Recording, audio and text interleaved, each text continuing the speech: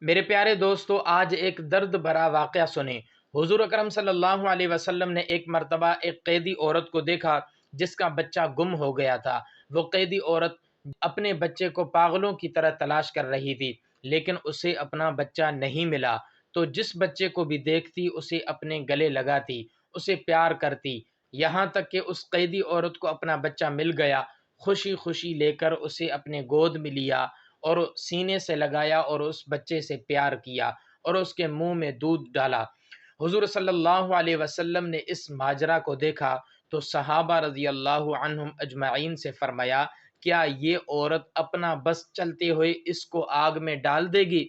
تو صحابہ رضی اللہ تعالی عنہم اجمعین نے عرض کیا، یا رسول اللہ ہرگز نہیں۔ تو رسول اللہ صلی اللہ علیہ وسلم نے فرمایا، اللہ کی قسم، جس قدر یہ ماں اپنے بچے سے پیار کرتی ہے اس سے کہیں زیادہ اللہ اپنے بندوں سے پیار کرتا ہے۔